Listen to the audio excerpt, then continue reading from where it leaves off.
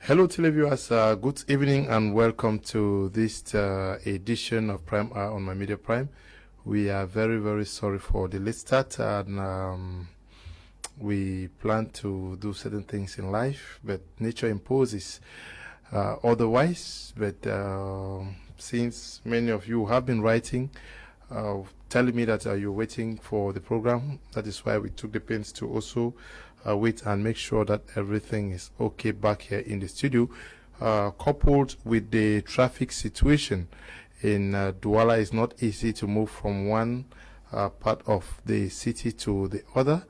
We are going to start with two panelists who are in the studio. Alex Angepi, who is a militant of the Cameroon Renaissance Movement, who is a member of the communication unit. Good evening and welcome. Bonsoir aux millions de personnes qui nous suivent ce soir. Un bonsoir particulier aux détenus du MRC qui sont justement arrêtés, qui se trouvent du côté de Neubel, particulièrement à M. Charlie. Un bonsoir à Stéphane So, un bonsoir également à Salmon Bias et tous les autres qui sont du côté de Neubel, et bien sûr sans oublier ceux qui sont de Konengi. Je parle pas là de Mamadou Mokhtar, et demander surtout aux populations de la Renaissance, au peuple de la Renaissance de rester mobilisés, car le président Mamadou Mokhtar il se peut qu'il soit libéré d'ici 15 à 18 jours, donc restons mobilisés pour l'accueillir lors de sa sortie de prison. Also with us is Senior Barrister Ashu Emmanuel, the National Senior Barrister Ashu Emmanuel, the National President of the Reform Party. Good evening and welcome. Good evening, Mr. Kum. Good evening, Alex. Good evening, televiewers. I wish to address my sincere condolences to the families of the bereaved, those who were killed at Mautu over the weekend. Sorry for your loss. We hope God will give you the heart to bear the loss. It's not been easy for you to move from Bunaberi to 2 hours where we are. inside traffic. I don't know what it will look like when the competition will start, because moving inside Douala now, there's no way. I've actually had to abandon my car and take a bike to reach here. Otherwise, even in 5 hours, I would not have been here. Okay, that's the situation of our movement. Tamai Jarvis is going to be participating from where he is. Good evening, Jarvis, and welcome.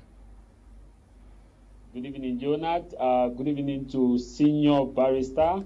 Good evening to all those who are watching us, and a special good evening to the Bishop of Boya, and good evening to the President of Cameroon, President Paul Biya, and of course the CRM leader and all political parties.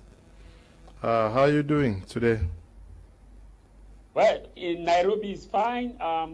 I just look at the infrastructure in terms of road. As the Barrister was talking about the issue of roads, I just have to look at that of Nairobi. I said, what if we have a system like that? It will be better, and such a traffic will not be an issue in Cameroon. Okay, we are also saying a special good evening to you, Ndifo Ferdinand.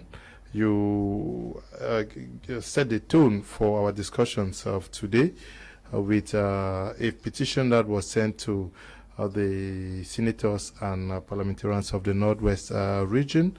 I'm sure I have that document somewhere here with me. I have to read that document.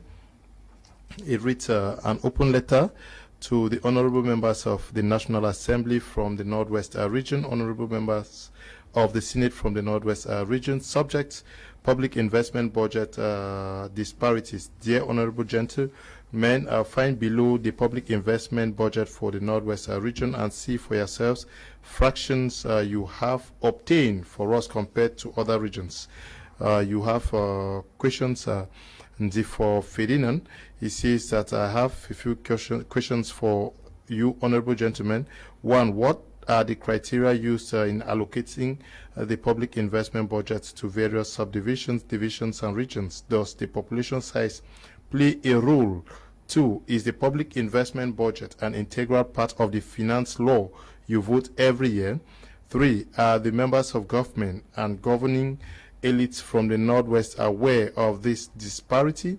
And four, you say, how will the regional assembly and the regional executive ever develop the region with this inequality and lack of equity in sharing the national cake. You went further to say, find below the public investment budget for the Northwest region and that of a division, JA Elobo division of the South region. You say 2019 Northwest region's public investment budget stood at 49 billion. Meanwhile, that of the division, one division in the South region stood at 47 billion francs CFA. 2020, that is last year, the Northwest region had 48 billion francs CFA, and JA Elobo alone had 46 billions.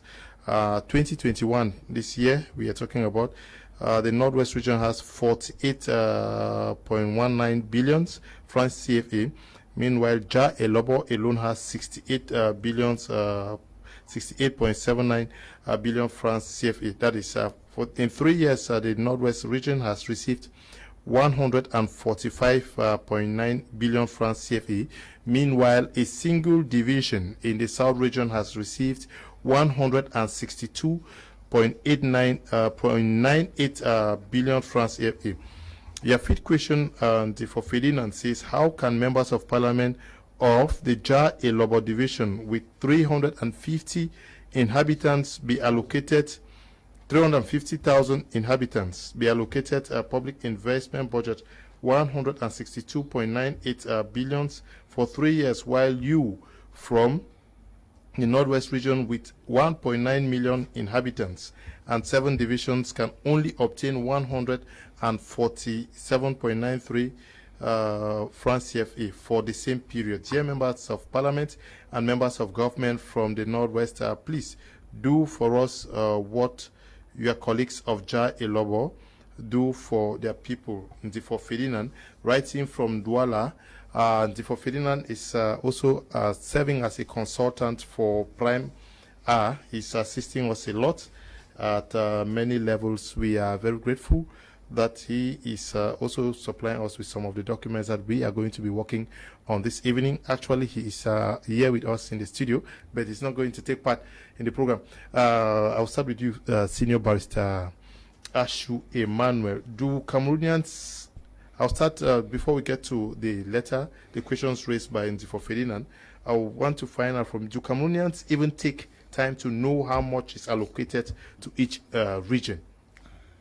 Thank you, Mr. Liu. You see, when we say that Cameroon has a rubber stamp parliament, many people say we are insulting the parliament. But you can see, because most of these parliamentarians just go and see that all they're interested in is just the monies that they are paid them and all that, and they are, you see. The time period, that's the time when they are even giving the documents, the bills for examination, for scrutiny, the time is so short that most of them don't even open a thing to look at it. Because you cannot even understand the rationale behind this type of thing.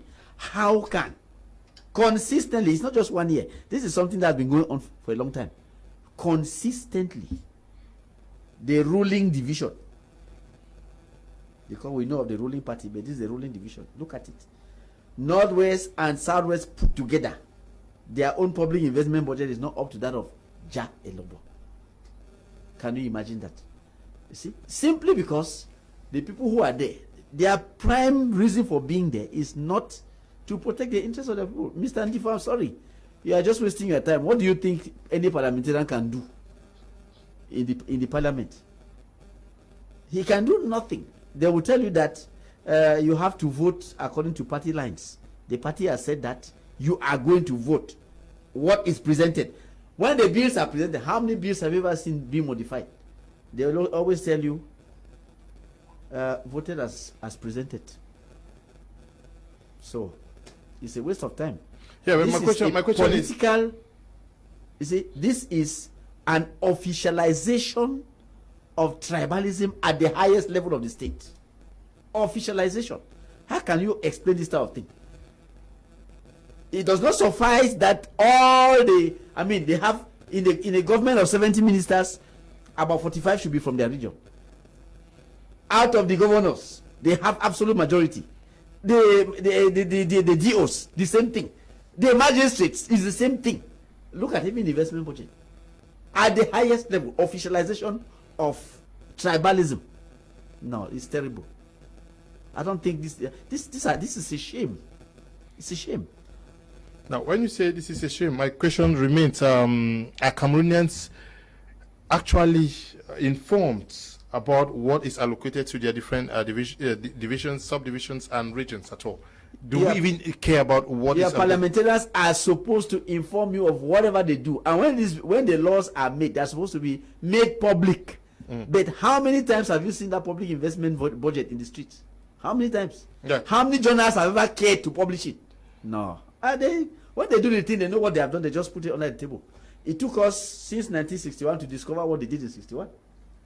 So look at, maybe they thought that it will never come out, but it has come out. Alex Ngepi,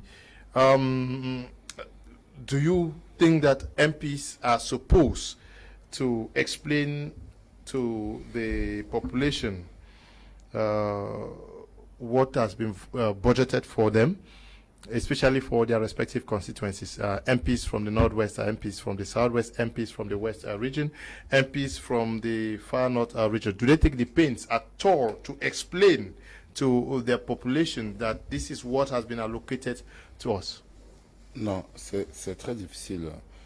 Vous pouvez reprendre la question. Oui, parce que c'est eux qui votent la loi, non? Oui, oui. Et les parlementaires qui votent cette loi-là, ils ne peuvent pas expliquer pourquoi est-ce que on a cette disparité budgétaire. Il faut dire que la disparité budgétaire qui est au Cameroun date de plus de 20 ans. C'est pas qu'aujourd'hui. Aujourd'hui, il y a les réseaux sociaux pour démontrer.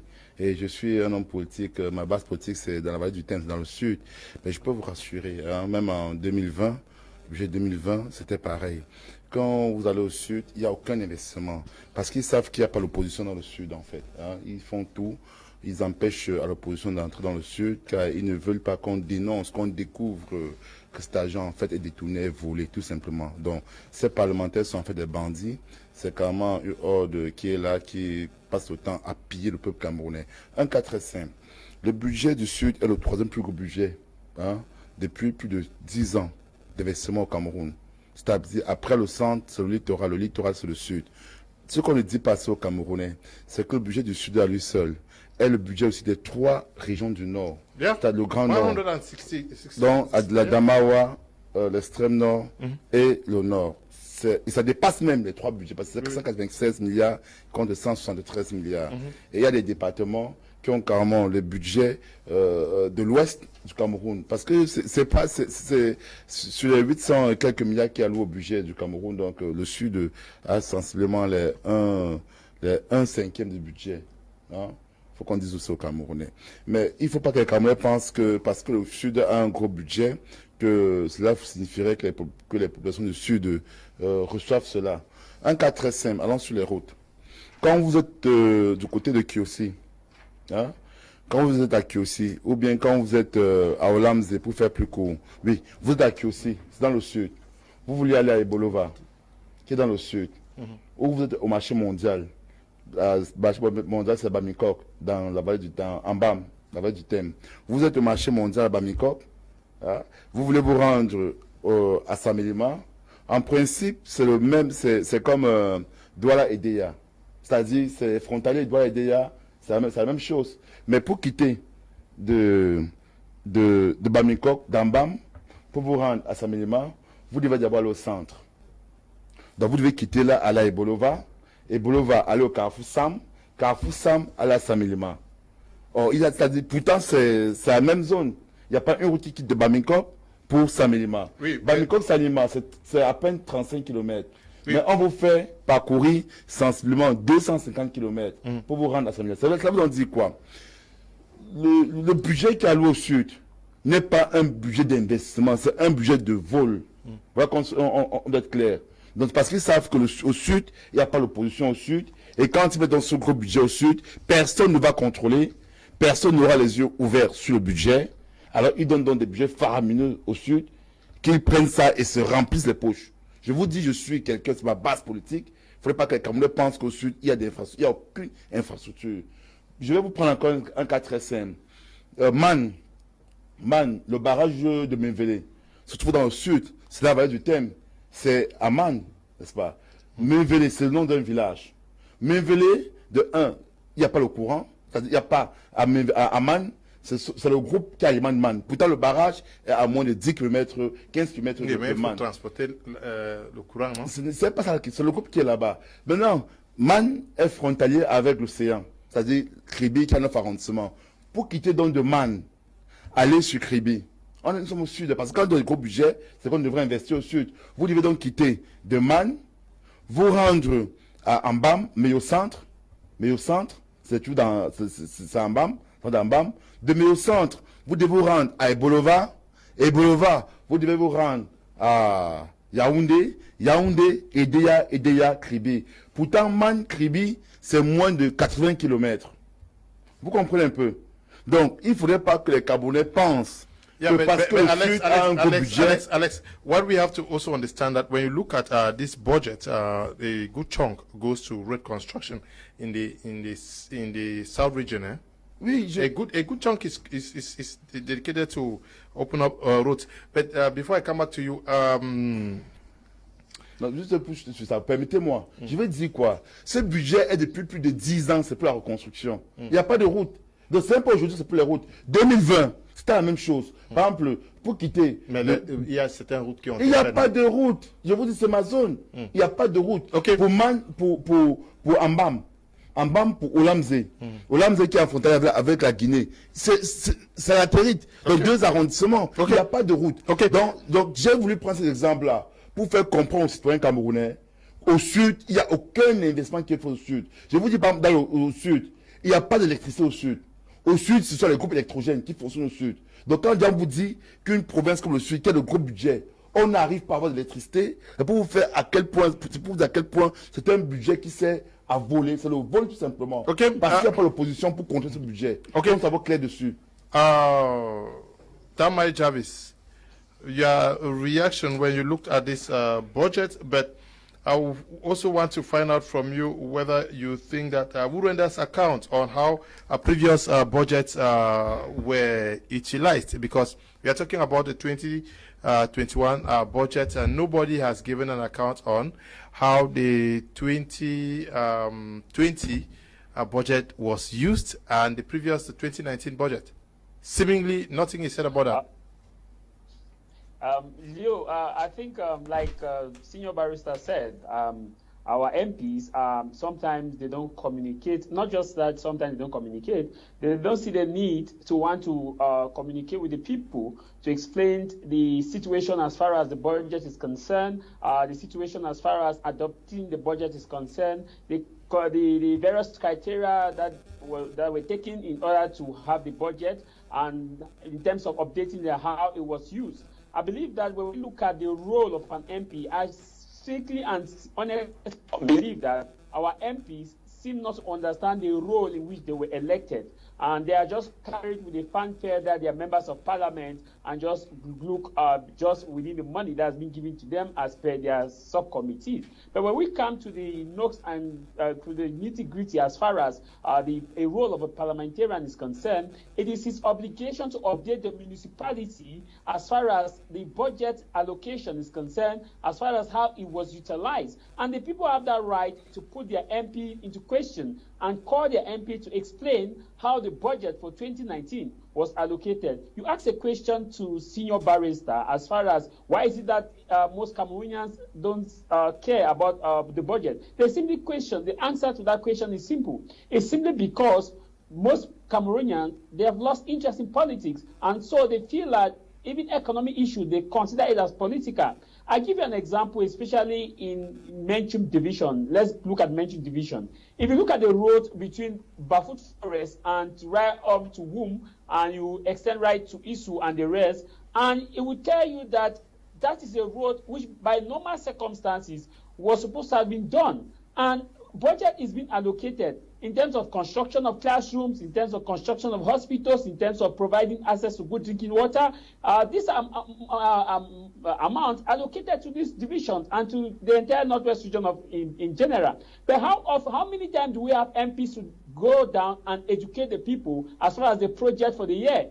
How many do a survey, you ask someone from Bamenda or in any constituency, let me not just limit my explanation in Northwest. Even in Fako, how many people understand or know the projects that have been allocated for their constituencies? Their MPs are in Yaoundé doing their normal charade. Instead to come down to the people and say, these are the projects that have been allocated for this year, and these were the projects allocated for last year. These were the amounts for last year, and this was how much was realized for this year in this constituency, and fight for the interest of the constituency so that a good number of a great amount is allocated pending the projects that is supposed to be carried out. But when we look at the context of Bamenda or Northwest region in particular, it's like most of the MPs are begging to have the role of MP, because if they are kind of like, the way they act is like they are afraid to want to raise their voice and demand for what is supposed to be done as far as infrastructure is concerned. If you look at the road network, we are just blessed in the Northwest region that we have a lot of good potable water oozing out from the rocks and from the good aquifers that we have. Assuming that we are in other regions, like in Far North regions where we don't even have classrooms and we have poor water system, the budget that is allocated for this region, what is it being used for? So the role of the MP have not been understood by the MP. The MP don't understand their role at all. And the people too are helping the MP in this regard, because the people are so quiet. They feel like the MP is a kind of a demigod, and will only get the MP comes during campaign and tell you, I'll construct road, I'll provide this, of which it is not the role of the MP to provide those things. At the end of the day, they sit and deliberate budget allocated for project. So the people of all the divisions in Cameroon and all the regions, they need to take back their responsibility and start questioning their MPs, and like what Difo Fedina has done. This is a Cameroonian, and that's the spirit of Cameroonian, to hold the leaders accountable. It is our duty to write to MPs to request or demand an explanation as to the budgetary allocation and how it is going to be implemented. It is not just the role of us sitting down and just saying, well, our MPs are not doing enough. If all Cameroonians follow the road of Difo Ferdinand, I think that the MPs will sit up. They will now start looking at issues that affect our development, because the budget is development, is not politics. But when we sit quiet, we assume that it is politics. It takes us away. So I want to applaud Difo Ferdinand for such a brilliant move. Our senior barrister said nothing will change. Something will definitely change, because some people who are watching now who may want to be MP next year will want to learn from this. And I believe that if we continue to put pressure, or another letter follow in, we have other letters and associations, civil society organizations are in the Northwest region. What are they doing? They are supposed to pick up from where Ferdinand ended. Yeah, there is a picture of a guy from the Grand North who is already raising concerns, asking why the South region has more allocations than the three northern regions put together. Yes, those are the kind of moves I expect that Cameroonians should take. In fact, they should take a positive mode. Civil society, the worst civil society organization. In all the regions, we have civil society. But what are their roles? Each time they are supposed to educate the people of the budget. The civil society is not just to come and say government should respect right, freedom of speech and democracy. No. Each time a budgetary session is held, the civil society picks up that document, goes to the sheet. They are civil society. They go to the sheet, educate the people that this is the amount that has been allocated for you. This is how you hold your MP accountable. This is how your MP is supposed to do. But we don't have them. We only have civil society. When it comes to the government, is supposed to allow freedom of speech, freedom of expression, so that they use that as a leverage to get funding. But it is their duty to educate the masses. If everybody goes to the like of Difo Ferdinand, I believe that our MPs will sit up. It's not, this is the way. People should pick it up.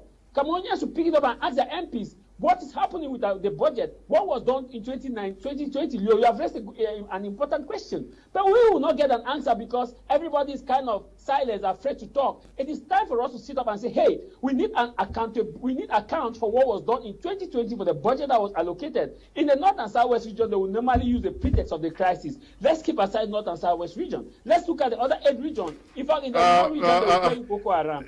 Okay, Senior Barrister, I don't know what makes you laugh, but my question to you has to do with how do we understand our current budget allocations for regions? How reflective are they? I'm sure it ties with one of the questions Difo asked them, whether they consider the size of the population of the division, subdivision, or the region. Mr. Leo, you see why I was laughing is because this is supposed to be the special status investment budget. Now look, special status investment budget. People who said, oh, special status is going to bring us something. Look at it. Northwest and Southwest region. Northwest region. Please, let us give you the figures. 48.191, well, 48 billion 191 million. Leave the small currency. Southwest, 37 billion 274 million with some small coins. Center, 336 billion 773 million with small millions francs by the side. South, 195 billion 35 million. Extreme North, 86. You heard that somebody from Extreme North was complaining, but they have 86 billion. So all those people who are making noise about special status, can they show us what there is to celebrate in this special status?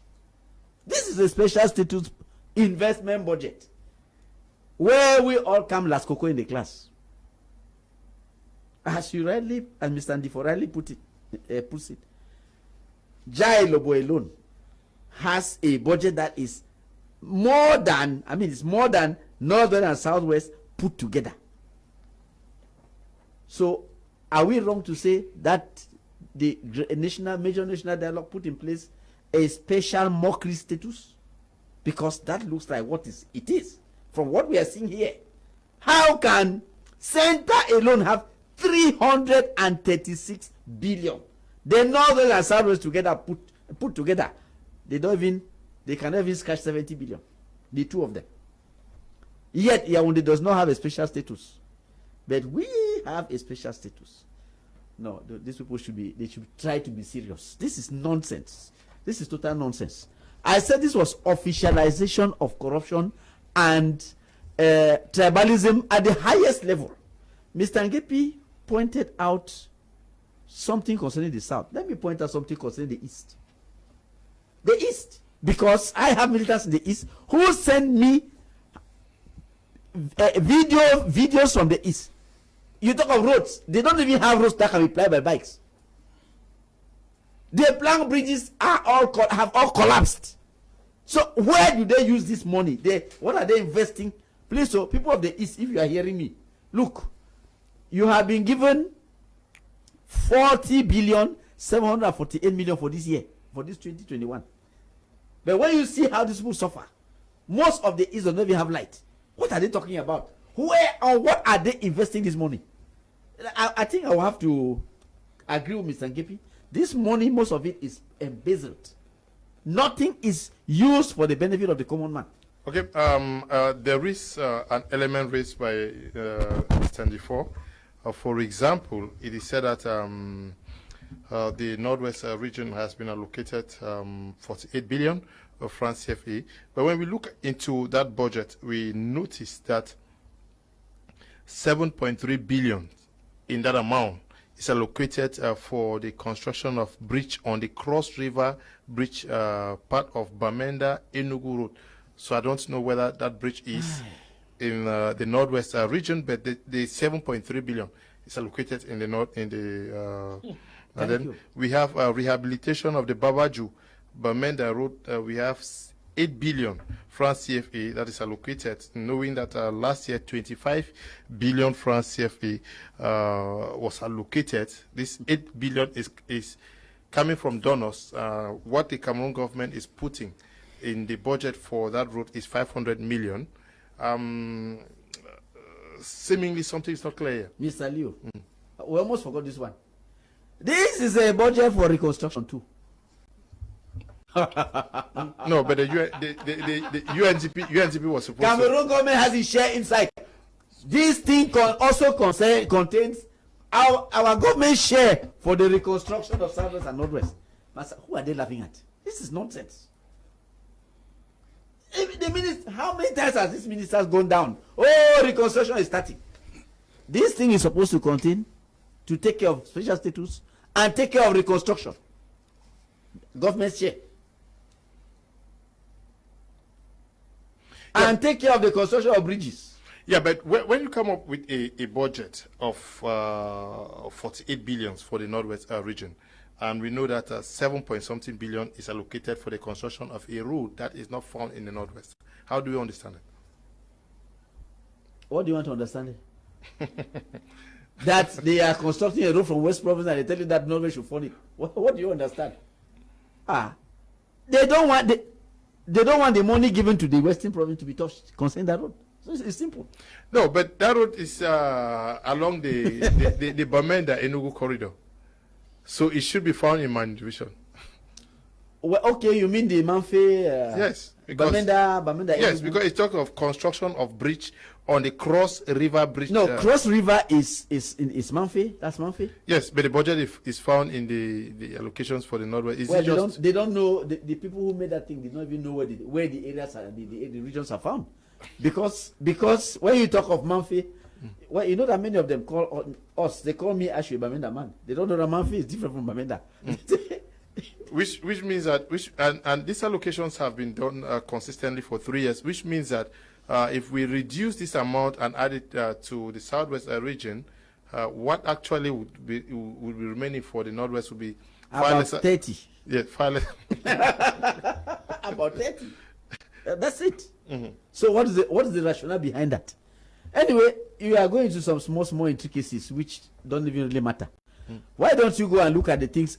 What is the reason why they should give Yaoundé 336 billion investment budget? What's the reason? What reason? Are the people who are Yaoundé breathing air-conditioned air in the streets? Nonsense. Okay. I think I have a brief interjection there, because if we look at it very well, budget is an allocation that shows revenue and expenditure within the next year. And to be very honest with you, the budget for Northwest region, maybe they are taking into consideration the existing armed conflict, because you have to invest and you have to get in. So maybe they are looking at the fact that there are some projects that may not be achieved now in the Northwest based on the existing reality of the armed conflict. We cannot just throw away the total reality without looking at facts on the ground, because if projects are supposed to be carried in the Northwest region, there must be peace and stability, and they must be sure that these projects that are supposed to be carried out will bring in this certain amount of revenue in, because it's an estimate that shows revenue and expenditure within the next fiscal year. So maybe in this context, I'm just playing the devil's advocate. Maybe in this context, they are looking at the fact that it is not stable. Whereas in the Central region, as Senior Barrister just quoted, the Central region, they've seen that it's stable and has that certain number of 300 and something billion,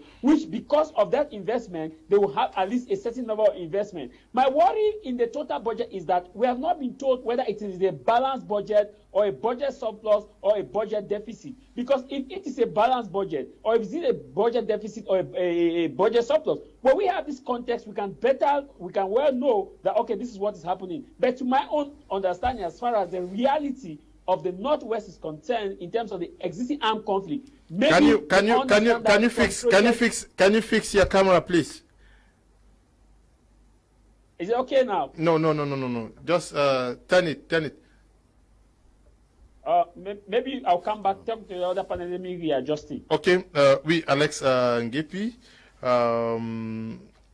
est-ce que ce n'est pas parce que la population aussi ne demande pas de savoir ce qui elle n'écoute pas, comme l'a fait Ndifo Ferdinand, et puis on voit un gars qui vient de faire sa part au nord, que le gouvernement fait comme il veut. Donc chacun décide qu'on donne ceci à cette région, parce que si like Jarvis is saying about the issue of the crisis, but the West region is not in crisis. Littoral region is not in crisis, and the littoral region has less than what a single division in the South region has. Oui. Il faut qu'on Il faut qu'on soit clair. Hein. D'abord, ce sont les mécanismes d'élaboration de ce budget qui est remis en cause. Parce qu'en principe, nous qui sommes des hommes politiques, quand nous sommes dans nos circonscriptions politiques, nous sommes conscients que si nous voulions mettre sur pied des projets, hein, nous devons nous rapprocher de auprès des populations. C'est en fonction de ce que les populations désirent comme projet que nous élaborons un business plan pour le proposer aux populations. Et à partir de ce business plan, nous pouvons donc élaborer un budget d'investissement. Donc, faire une proposition de voir comment est-ce que nous allons donc faire, combien cela pourra nous coûter, afin que nous puissions vendre ce projet aux populations. Ça va coûter 1 milliard, 500 millions, 200 millions, 300 millions. Mais tout part de la base des populations. Mais c'est vrai que dans ce cas-ci, on a des gens qui sont assez à Yaoundé qui pensent que, ben, écoute, pour facilement voler de l'argent. Où sont les zones où on peut facilement voler de l'argent? Alors, c'est le sud et c'est l'est. Alors, ils s'en vont là, ils mettent sur pied un budget comme ça, faramineux. C'est un budget d'investissement, contrairement à ce qu'a dit monsieur Javi, c'est un budget d'investissement. Donc, c'est un budget qu'on doit investir. C'est pas un budget, ce sont pas de fonctionnement ou bien ce qui va rentrer dans les caisses d'État. C'est un budget d'investissement. Donc, c'est ce qu'on doit investir dans la localité proprement dite.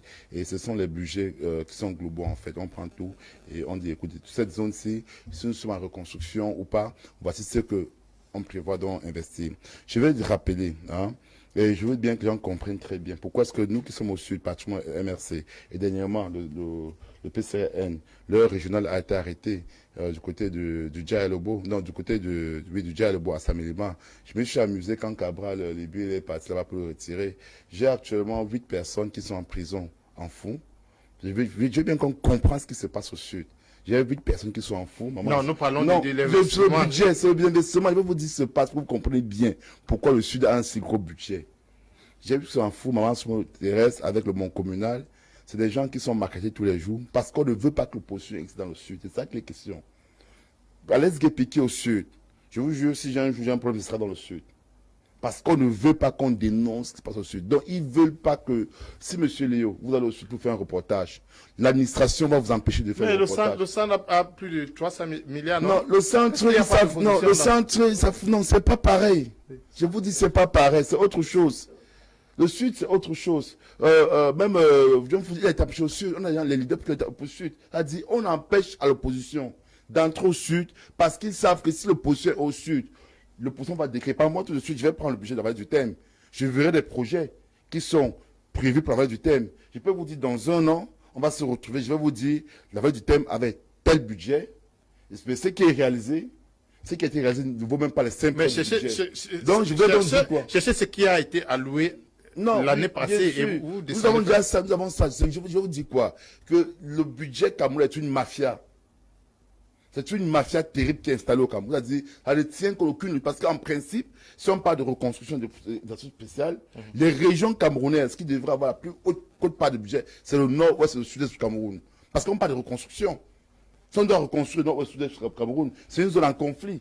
Il est logique qu'ils aient la plus haute part du budget. Et tout ça à dire, nous ne voulons plus de la forme d'État décentralisé tel qu'on prend aujourd'hui. On peut comprendre que l'argent est produit.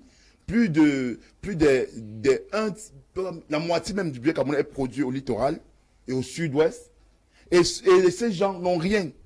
Vous comprenez un peu ce qui se passe. C'est-à-dire, vous produisez de l'argent au littoral, au sud-ouest, avec le pétrole, tout ça.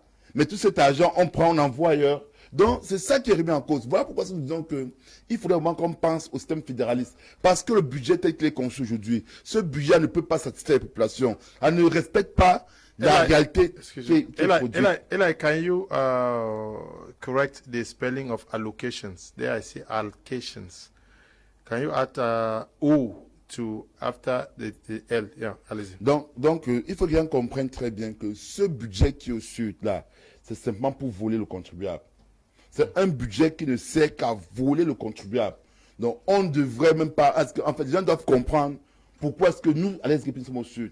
Parce que nous voulions qu'au sud, quand le budget sort, nous venons expliquer aux populations. Parce ils vont vous dire... Et non à l'Est? Non, même à l'Est, pareil. C'est que ça devrait faire pareil. Parce qu'en fait, ils vont vous dire que c'est pour construire un barrage, c'est pour faire ceci. Moi qui suis du sud, je vous dis, par exemple, ils vont vous mettre sur le budget d'investissement. Puisque je suis au sud, je vous dis, je suis là-bas. Et je sais que ce n'est pas ça que ça sert. Ça sert à autre chose. Vous allez par exemple dans l'ensemble du sud. Il n'y a rien. Il n'y a pas d'investissement. peu importe ce qu'on vous dit. Il vous parle des barrages. Vous avez dit, par exemple, au sud, il n'y a pas de lumière.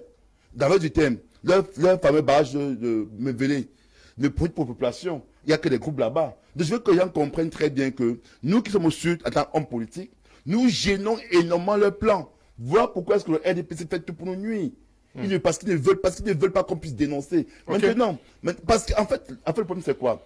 Si nous sommes au sud, on aurait fait comprendre aux populations que le sud est vaste, on va construire des grandes routes de sud, voilà pourquoi ce sud a un gros budget. Vous comprenez un peu? Mais les gens n'auraient pas compris que c'est du vol organisé. C'est-à-dire, on aurait expliqué que au sud, on veut construire, que le sud a par exemple 25 000 km² et qu'on sort. Donc, pour investir au sud, il faudrait plus de moyens. Le sud arrive accidenté. C'est ce qu'ils vous auront fait compris. Donc, nous sommes pour dire à ceux d'ailleurs que ce budget est un budget faramineux, c'est purement du vol et qu'il ne faut pas qu'on pense que ce budget-là profite aux populations. Ce budget-là ne profite pas aux populations du sud. Ce budget-là est simplement détourné. Et c'est depuis 10 ans. Je vous invite à faire même une enquête, de voir depuis 10 ans les budgets alloués au Cameroun. Vous verrez que le Sud a toujours eu la plus cote part. Et faites un tour au Sud. Vérifiez, regardez ce qui est investi. Vous verrez que tout ce qui était prévu pour investir au Sud ne l'était pas. Et si vous le faites, l'État même va vous poursuivre. Ça, tout de suite, vos médias seront poursuivis par le CNC et par le ministère de la Communication. Parce qu'ils ne veulent pas qu'on dise ce qui se passe au Sud. Mais toi, tu es en train de dénoncer déjà, non? Tamai Jarvis, when you look at the public investment budget for the Southwest region, seemingly nothing is allocated for the CDC that has been in difficulties for some time now, and also Soweto.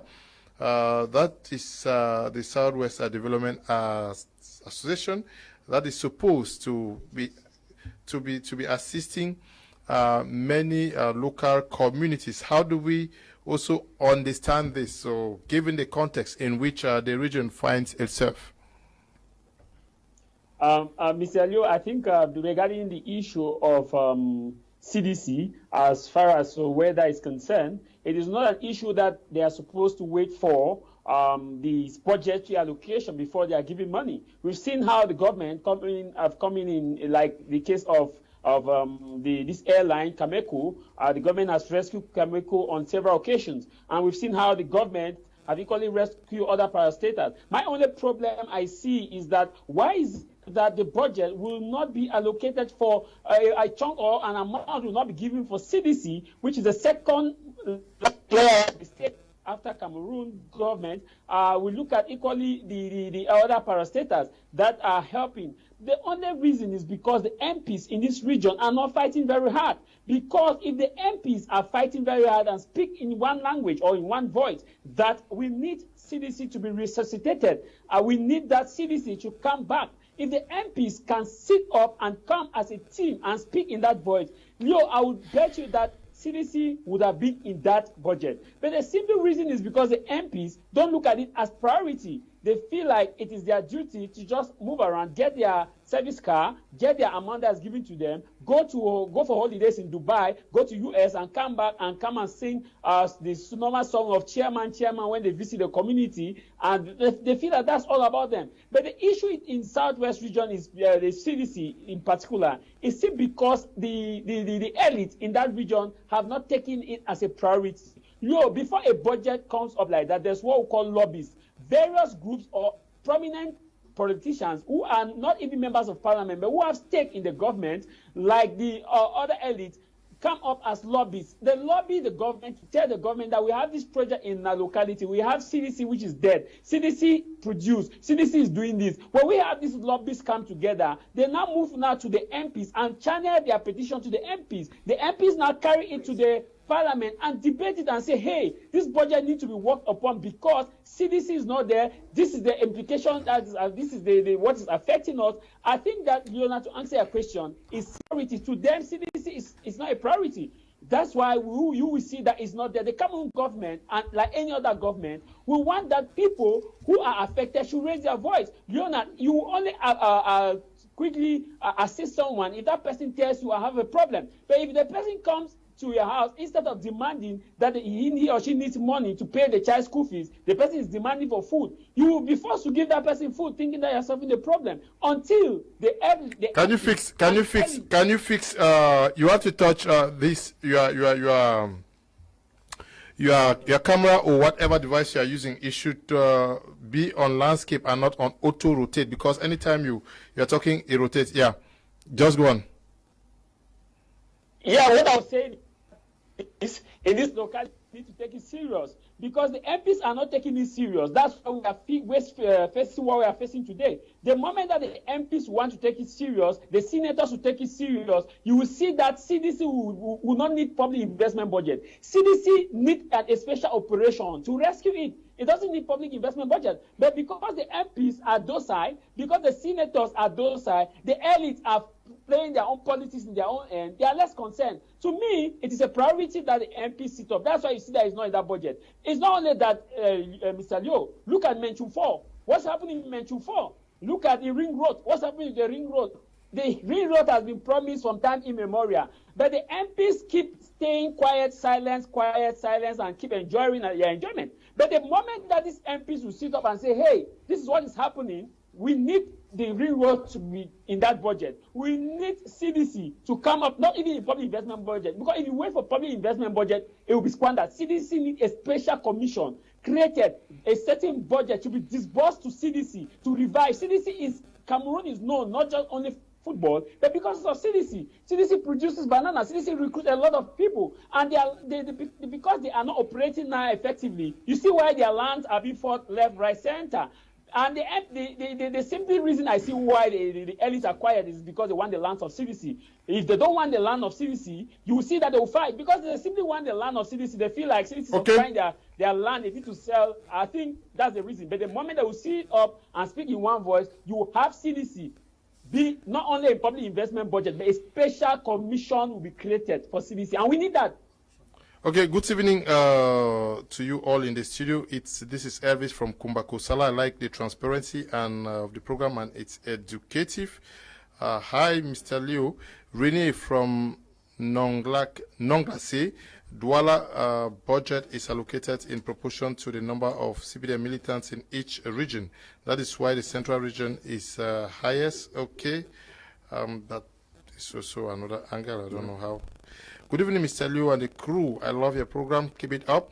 As for the recent budgetary allocations, nothing justifies it apart from the fact that we of the English language expression should face the reality of marginalization. It's clearly written on the wall for us to see, but our politicians keep fooling themselves. Anonymous is writing from Muyuka.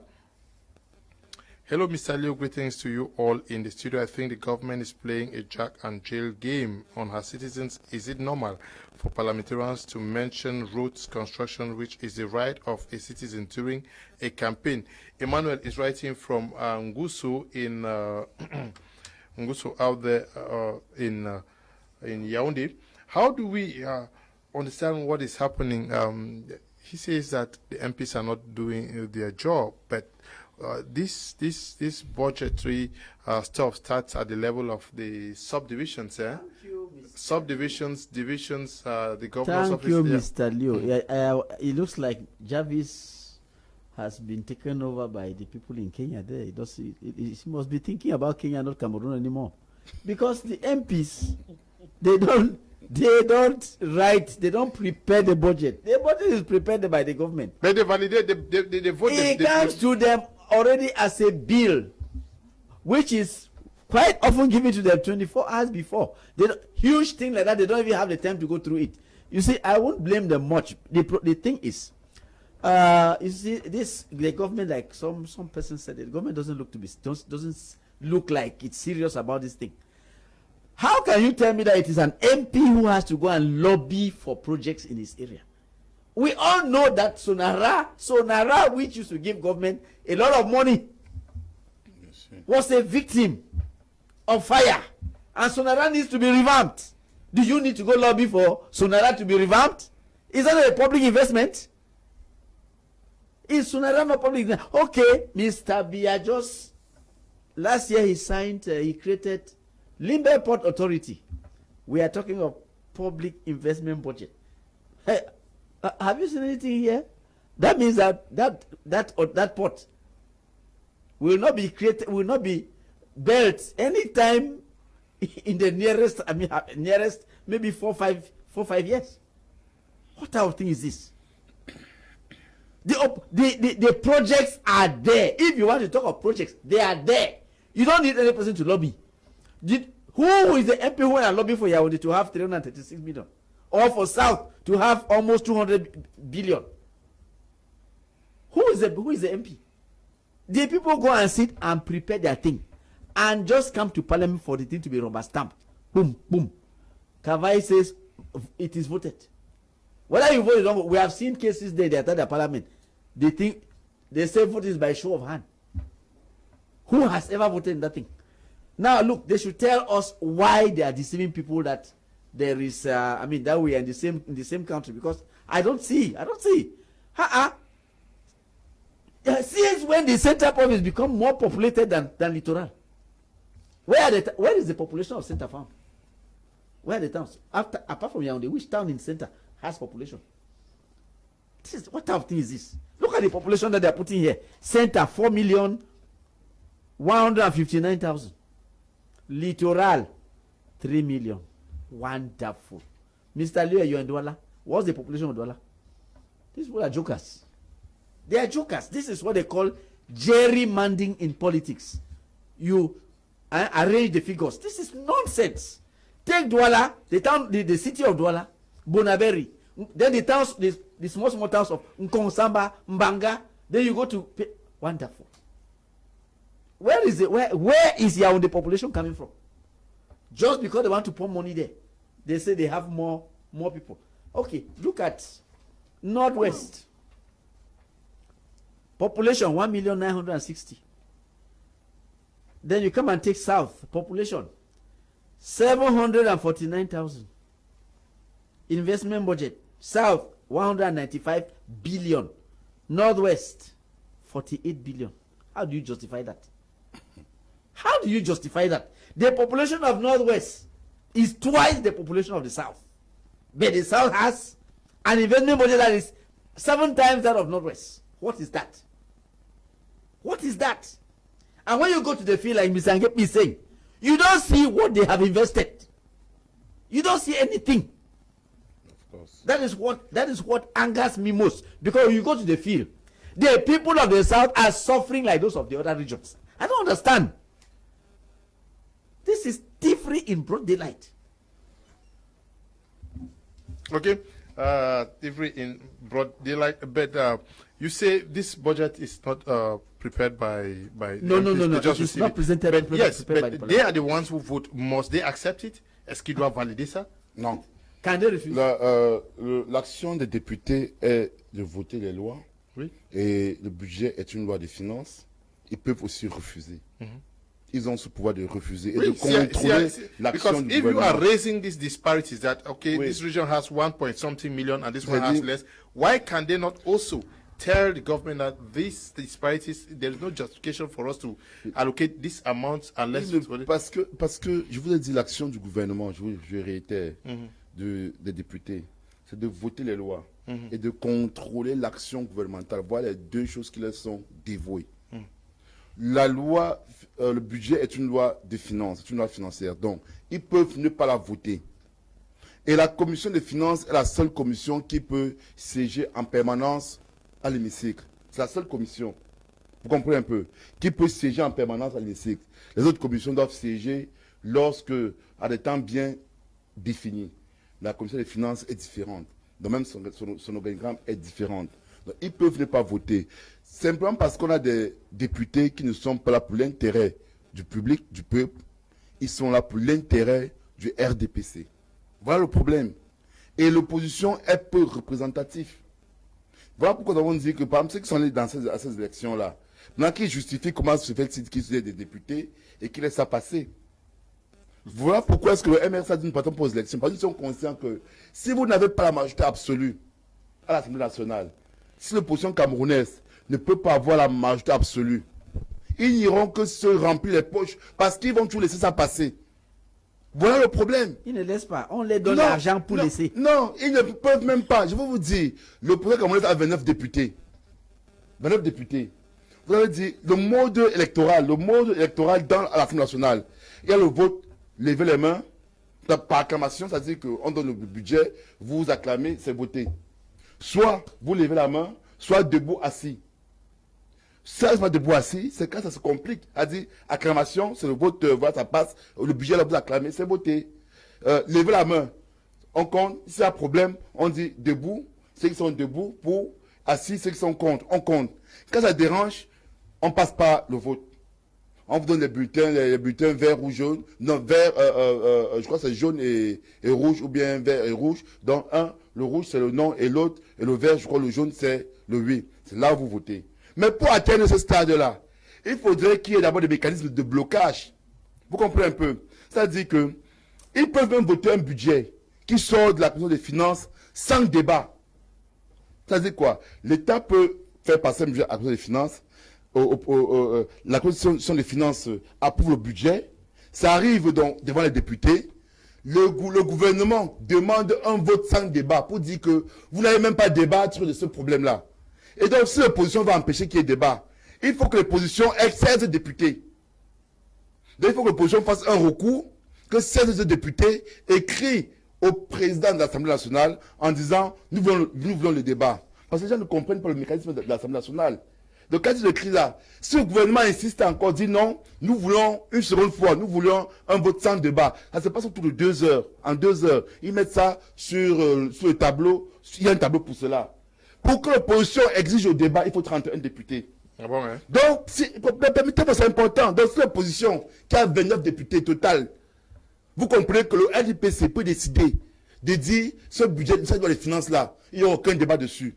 Donc vous arrivez, on dit par acclamation, comme ils sont nombreux, tous acclament, ça passe.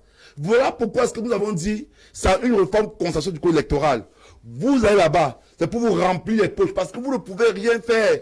Voilà la preuve. Comment peut-on expliquer que ceux qui sont au littoral, les partis, il y a un parti politique, le PCRN, tous les 5 députés viennent du littoral.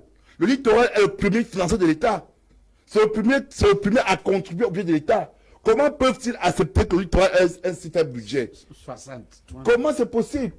Comment est-ce que les autres partis, comme au Nord, l'UNDP, qui sont à l'Assemblée nationale, peuvent accepter que les 3 régions du Nord, à eux seuls, aient 74 milliards de francs CFA, quand le Sud du Cameroun a 196 milliards de francs CFA?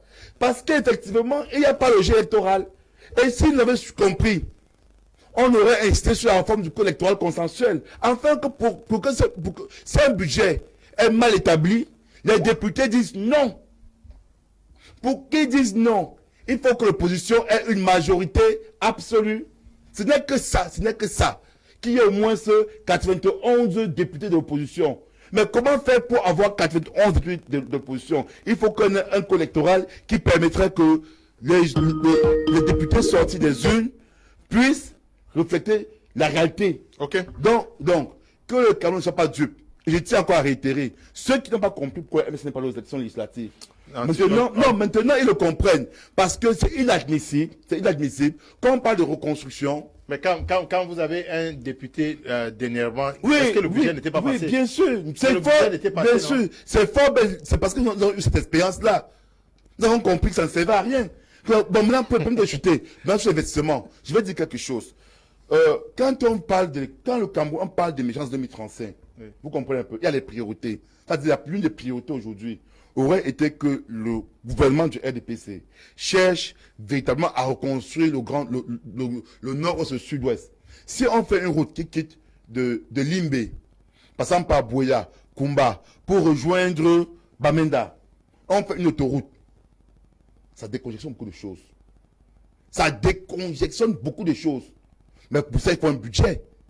Si on cherche à financer l'employabilité des jeunes, c'est-à-dire la DDR qu'ils ont créé par exemple, ils pouvaient voir comment faire pour sécuriser certaines zones, créer des activités pour les jeunes, leur financer, afin que ces jeunes puissent retourner dans leur zone d'habitat, créer de l'emploi et amener les populations à rentrer. C'est ainsi qu'on peut ramener aussi la paix. C'est-à-dire que s'ils pensent qu'ils ne peuvent pas utiliser les moyens politiques, ils peuvent essayer les moyens économiques. Les moyens économiques, c'est d'investir massivement là-bas. Un réfugié qui se trouve un déplacé interne ou bien un réfugié du Nigeria se rende compte que s'il retourne par exemple à Manfé, l'État lui garantit la sécurité. Et s'il a besoin d'un projet de 10 millions ou de 20 millions, l'État lui permet de prendre cette somme-là afin qu'il s'installe et capte les autres réfugiés à venir travailler. Et cela va permettre de ralentir l'économie. Et cela peut être une résolution de la crise anglophone, pas des solutions économiques. Donc, c'est-à-dire que ce budget-là qu'ils ont mis sur pied n'a répondu aucune forme. Ce budget-là démontre simplement les limites du statut spécial. Et il fallait qu'on pense réellement à revoir la forme de l'État du Cameroun. Peut-être que ça pourra aider. Mr. Liu, we will debate from now to the next generation if Cameroonians don't come together as one and fight the regime. There's no hope because they like the way we are divided and they will make sure the division is always there. So they keep ruling. Diane is writing from the United Arab Emirates. Good evening to you, Diane. Good evening, Mr. Liu.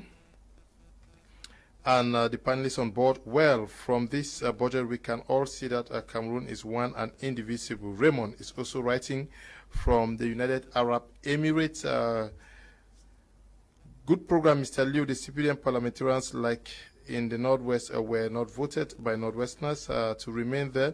They must accept anything that comes from the government. Otherwise, they will be thrown out. And other yes, people found. Note that no elections took place in the Northwest. And Ngwafu is writing from Bamenda. Good evening to you. Fu, good day, Mr. Liu and panelists. In as much as I agree we have bad governance, let's make Cameroonians reasonable. I think budgets are allocated based on the projects that are to be realized in the respective regions, irrespective of how populated the regions are. If the South has a bigger budget than the Northwest, it is because there are bigger projects to be realized in the South. Nkwane Bless is writing from Yaoundé. Okay, Nkwane, your point is valid. Good evening, Mr. Liu and the panelists. Our MPs cannot control the government's budget because of party politics and the interests of whosoever entered their names on the list. Until the day we shall develop the love for our fatherland, then things will change. Metro Sama Collins, writing from Kumba. Good evening to you. Metro, greetings, Mr. Liu, and especially to Barrister Ashu. I like your program. I think the government should come up with another strategy to strangle the Northwesterners. Even if they don't give an investment budget, it will be better because we don't know what they are even doing with the other ones. We are used to, and we know God will liberate us. This one says, good evening, Mr. Liu, senior barrister and other guests in the studio. I adore your program, which is very educative to the common man. From your debate, startling revelations about the gross inequalities in the public investment budget, as well as the underdevelopment of the South region. Despite its lion's share in the public investment budget, MPs should take their responsibilities despite their political affiliations to safeguard not only the development of their constituencies, but also question the disparities in budgetary allocations so as to guarantee equity for every region and Cameroonian. Dan Walters is writing from Bengui. Tamai Jarvis, my question to you is, now, are we saying that nobody controls previous budgets of this country? 2018, we can't actually ascertain what happened. 2019, 2020, we are now talking 2021. For example, we understand that the rehabilitation road of Babaju, Bamenda, is going to receive 8 billion this year. Yes, 25 billion is said to have been allocated last year, and who evaluates how much work has been done corresponding to what has been allocated? Sometimes, again, to answer your question has a two-faced answer, because if we look at, again, let me go back to budget. A budget is an estimate that shows revenue and shows. Yeah, but let me also say that. Let me also tell you that. The 8 billion francs CFA allocated for the Babaju road comes from donors here. It comes from donors. I want to learn. No, let me come. Let me. I'm curious. Let me cue you. The 8 billion francs for Babaju Road comes from donors. I'm sure the 25 billion also is coming from the donors. The 7.3 billion francs for the road, the bridge over the road along the Bamenda Enugu corridors also comes from donors, and then 6.1 billion francs that is supposed to go to livestock in the Northwest region also come from donors and does not tie with what you are saying. Yeah. No, it's not like it does not tie. When we say it's an estimate, and this estimate sometimes we have budget amount that are given to. Okay, the donors may not give it. Is that what you are saying? No. The donors. Sometimes, yes, I want to say that sometimes if there is let's say an instability like the Bamenda Babaju Road, not all the amount is released to the public. It's clear. But the problem there is that we don't have a spirit of accountability and a spirit of updating the public to tell the public that this is what happened, this is why this amount was not disbursed, this amount was disbursed. The simple reason is because we are not accountable to the people. And sometimes you want to see into it, you will see that most of the amount were not disbursed, or some were disbursed and not were executed. But your question is that is this why is it that people are not updated as of or are held accountable to give a report as what was done within the last budget? The simple answer to that is the aspect of politics. We've had a system where people pay allegiance to more of the people who voted them or those who brought them to power than looking at the economic side of it and the common man. And they feel like if they update you as to what is happening, it's not of your interest. Instead, what is of your interest is that they should play the pipe game that the person who put them there heads them. But the simple way forward as far as this is concerned, Leonard, is that this budget that's always been allocated in all the divisions and all the regions of Cameroon. Senior Barrister Ashu misquoted me when I talked about the aspect of Southwest region. I talked about the aspect of Southwest region. I did not just limit it to the level of parliament, member of parliament. I talked about elite within that region, within the divisions. I talked about people who are supposed to lobby for this budget. I remember that, the parliament still have the obligation to question. It's the parliament that has that role to question what was done to that budget, because people defend this budget before the parliament. For the parliament to visa each budget is even defended upon. But the parliament, sadly enough, especially within a different constituency, don't even tell the people the reality. Don't tell the people that this budget was brought to our table. We deliberated this budget, and so project was allocated in our constituency. We have come to see that this project were not realized. So the people are not informed because the parliamentarians themselves, I'm tempted to say maybe there's that synergy between those who control this budget within the divisions and regions and the parliamentarians. Because how do we explain that a project is allocated in Northwest region, like the Bamenda Babaju Road, 8 billion, 24 billion was disbursed last year. Now, we have MPs who are in that locality, members of parliament who are in that locality. We have ministers who are in that locality. None of them have been able to question and say, hey, what happened to this 24 billion? Because you and I can only talk. But when we look at the constitution, the legality as to who is supposed to hold these people accountable, the member of parliament, because they have the right to call for a parliamentary hearing as if the budget were used properly or were misused, and do an inquiry and probably probe these people and bring them to book. But the parliamentarians are not doing their job, Leonard. It's because they don't understand their role. Example again, CDC.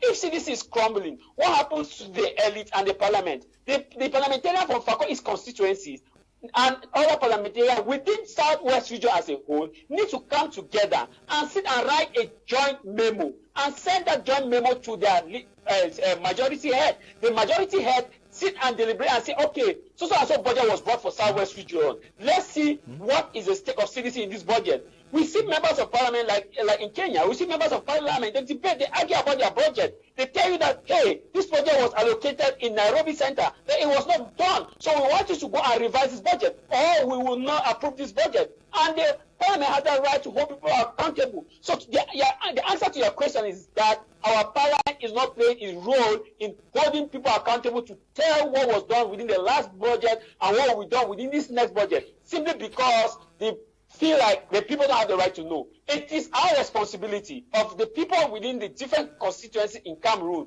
to sit and hold our parliament accountable. Divo Ferdinand started it with his letter. I think we should join Divo Ferdinand in all the constituencies, wherever you are. Call your member of parliament. You have their phone numbers. Call them and ask them to come and explain to you what was done within the last budget. What were the projects that were allocated in that constituency for that year, and were they realized or not? If they were not realized, what happened before it was not realized? If we don't take this step, if we feel like, how many of us even take our time to go to the office of the parliamentarian in our constituency? How many of them even have offices in the different constituencies? How many? They don't have offices. They are supposed to have offices so that people can go there for inquiry. People can go there for find it. It's not done.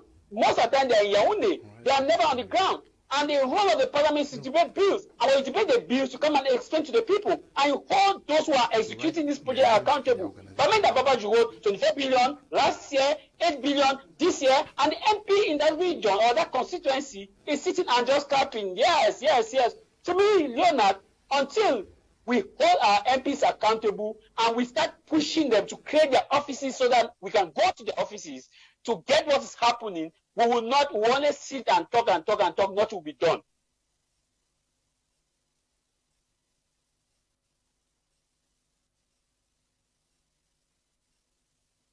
Parastatals in Belgium, Volvo is one of the companies which employs a lot of people.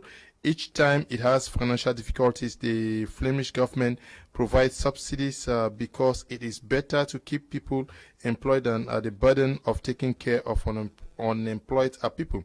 This applies to other companies in the Western world. Do you see the private sector as a priority in government investment project? Thank you, Mr. Liu. Because when we look at the majority of what is going to happen in the Northwest and Southwest regions, for example, we will have a renovation of the houses of the divisional officers, issues related to renovating schools. Yes, that is where these budgets are going. Thank you. How did I say this was a reconstruction budget? Some people wanted to disagree with me. You see, this is supposed to be the budget that will have to reconstruct and the budget that will have to put in place the special status. You can see it. The Prime Minister had declared Northern and Southwest economically disaster zones. Disaster zones. Mm-hmm. Zones of economic disaster. So, what is the priority? Have they created a single company, or have they given money to any bank to give loans to people so that they can business people improve their farms? Mm-hmm. Nothing. Let me come back to something that almost escaped me here. My friend Mr. Nkipi was saying something very interesting. Mm-hmm. Can the parliamentarians actually stop the government from having any bill passed through? If you listen to Mr. Zogang, Alben Zogang, mm-hmm. who explained on one of these local TV stations how CPDM manages the parliament, you'll be sorry. I mean, my friend Jarvis will not be talking the type of language I hear him talk, because it looks like Jarvis doesn't know how the parliament functions. Mm-hmm. Mr. Zogang said that if a bill like this one comes, before they present it, the party will go round the rooms of the parliamentarian with envelopes. So before they come to the hall, nobody has an interest to raise a finger. So why will you vote against something for which you have received money? I said that they go there to fill their pockets. They are not there to represent you. Stop fooling yourselves. They are there for their personal interest. The government has understood it and is playing the game fully. Some journalists tried to calculate how much money parliamentarians have received since the year began. Mm-hmm. And you saw they were almost close to 100 million each. Oh, yes. Car loan, all those things. They were almost close to 100 million. The guys go there to fill their pockets. We should stop fooling ourselves that we have people's representatives. No. If Mr. Zonga was telling the truth, therefore, we should understand that it is not possible It is not possible for any person to get anything that has been prepared in the name of a bill changed. So we should forget that nonsense. Okay, we should forget that nonsense. I don't know whether Jarvis buys what you are saying. Alex Ngepi, comment? I don't buy it. I don't buy it. Okay. I don't buy what the senior barrister is saying there as far as this particular issue is concerned. We must understand that whether you receive envelope or not, you still have that obligation to come to the people and explain to them. So the truth here is that, Leonard, the parliamentarians themselves have failed. It's not just an issue of collecting envelope. Whether you collect an envelope, CDC is dying. You collect an envelope and CDC is dying. What legacy do you have? We should start reawakening their conscience. You collect an envelope, Wada died. You collect an envelope, Menchufa is not there. You collected an envelope, you have a ring road is dead. You collected an envelope, Babachu Road, we are still feeling the effect of Babachu. If soldiers were killed along that road, it's because of the bad nature of the road.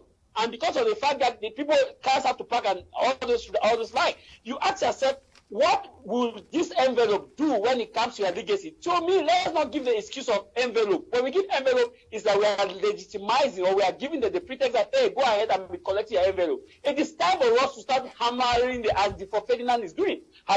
Difo Ferdinand has done something which is good. So let's pick up the weight and tell them that we don't have the power to interfere whether you collect the envelope or not. What we have the power is to ensure that these things are done. Projects that are allocated are done. Projects that were not done we are updated as to why and what happened, why they were not achieved. Let's go look beyond envelope collection. They will always collect envelope. Even in the US, they collect envelope. Lobbyists go around and give people money before bills are being tabled. But the people go around and question these same people why and what was done. So at the end of the day,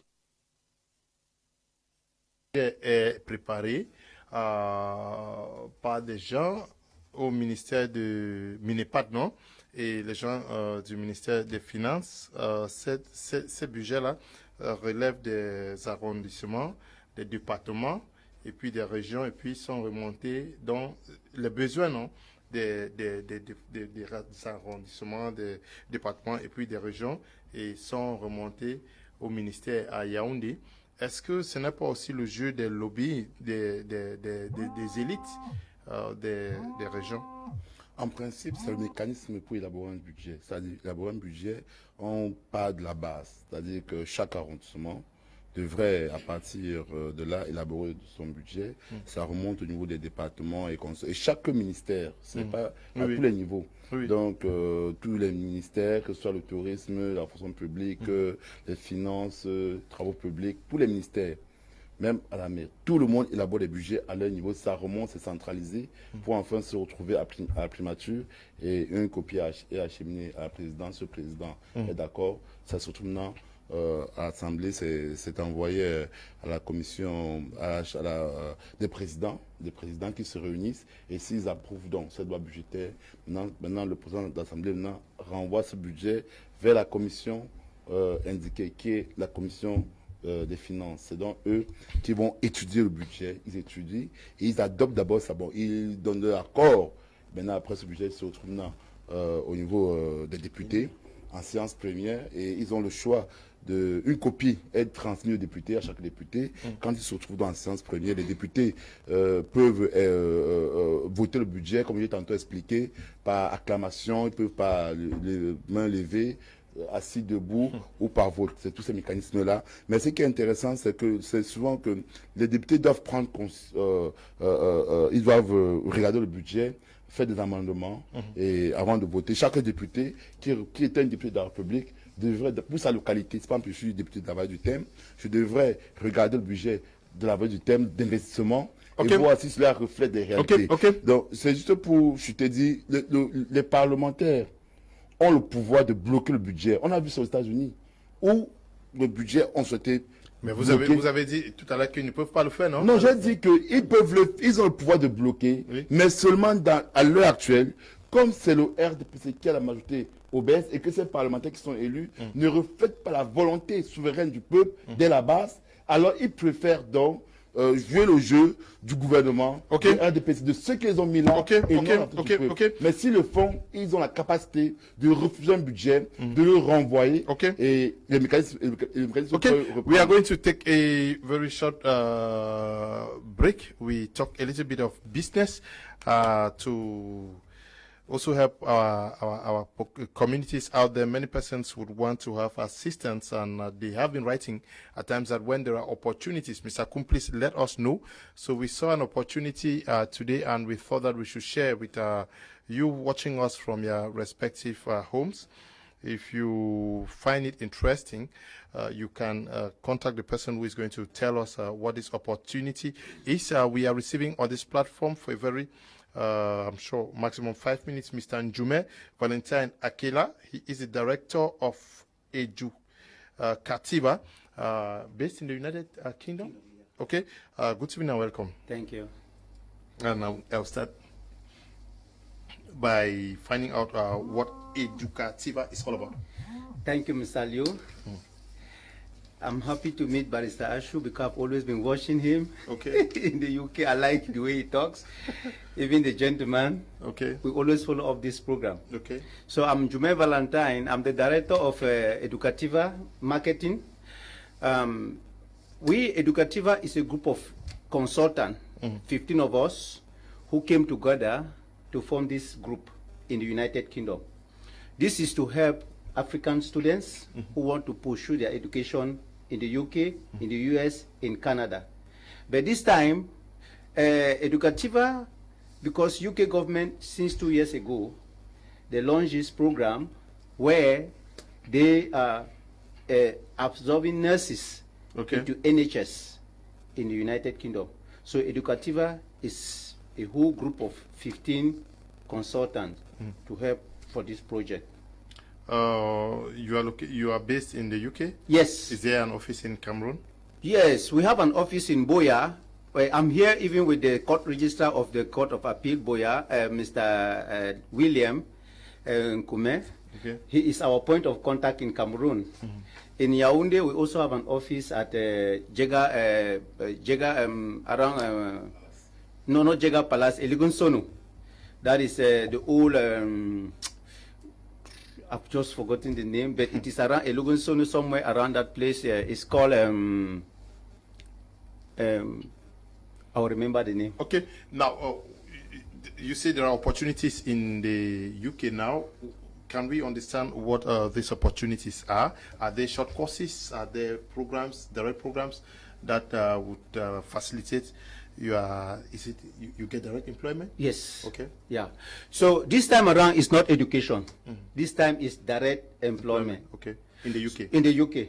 Since 2 years ago, the UK government has launched a program where they are recruiting nurses, which Cameroon happened to be part of it because Cameroon is a bilingual country.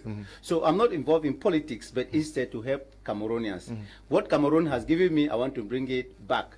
Today we had a seminar at Boya, at Eta Palace, where we had about 300 to 400 participants, and about 100 people were really interested in this program.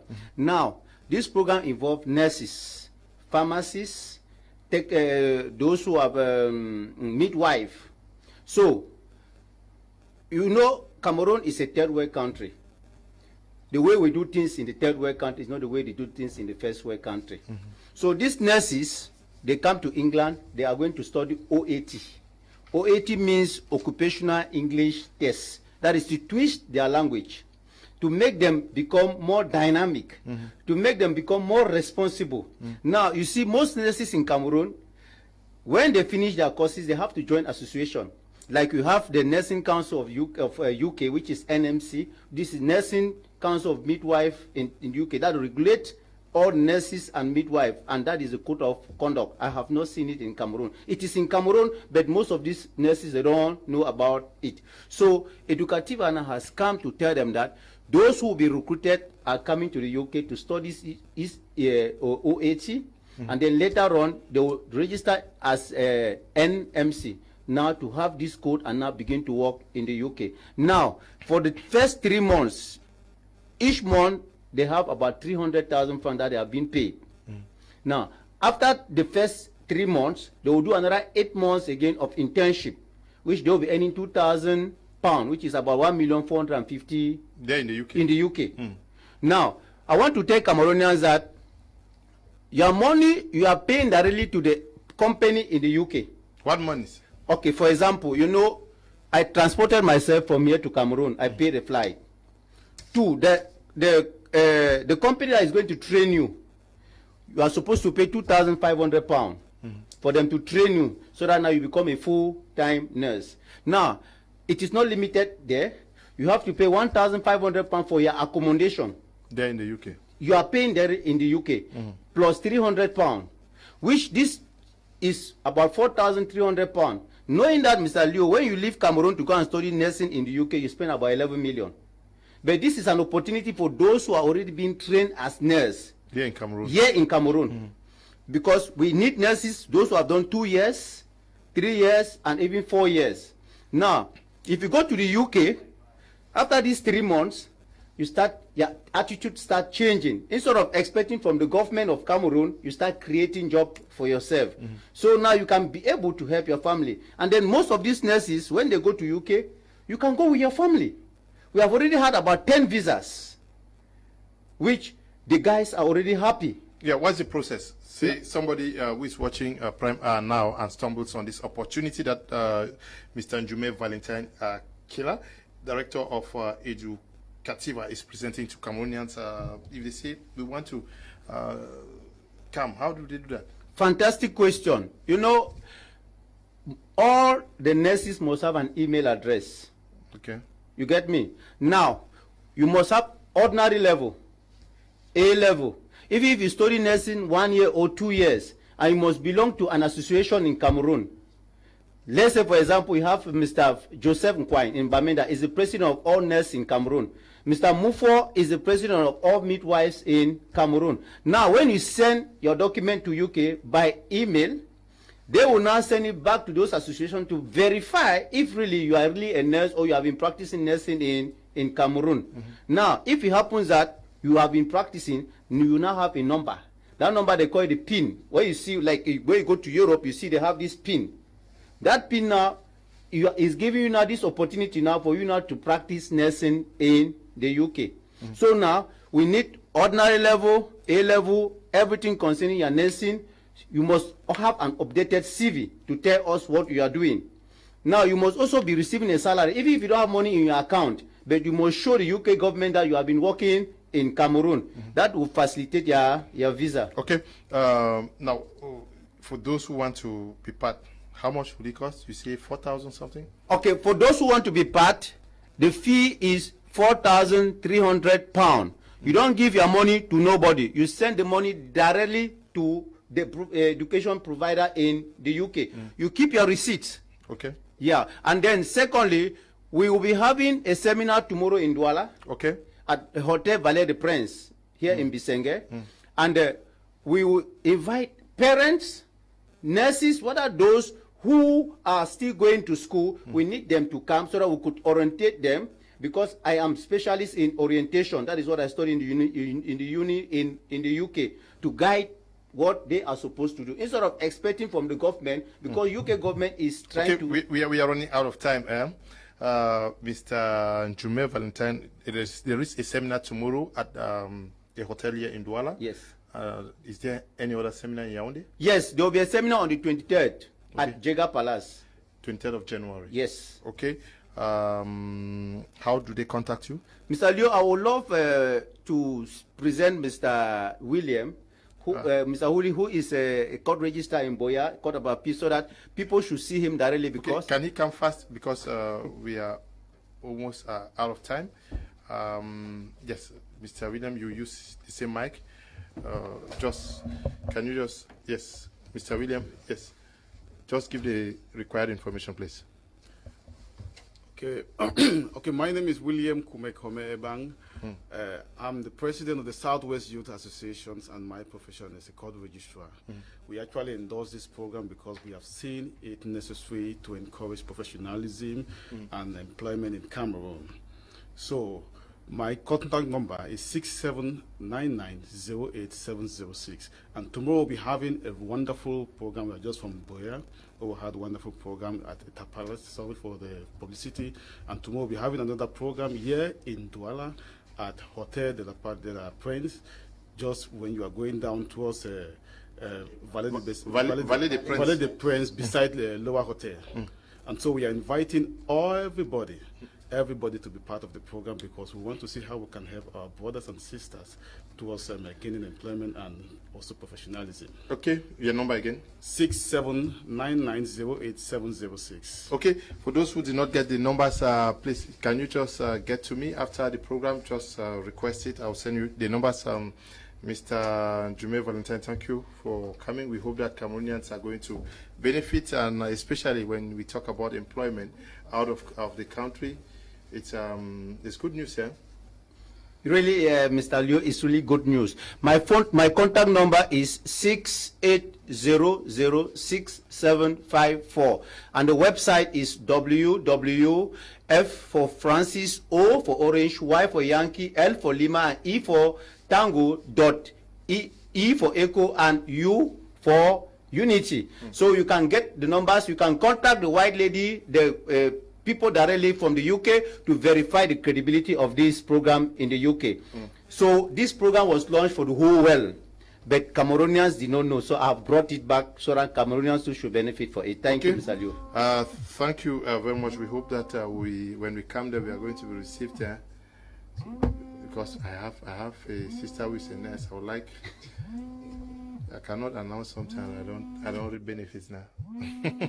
Okay, Mr. Njume, thank you for coming. Mr. Liu, it's not only for Anglophones. Francophones too are invited. Everybody is invited. Yes. Thank you very much. Okay, opportunities are for everybody. Thank you very much. We are going to take a short break. After that, we discuss very briefly on our second topic for tonight.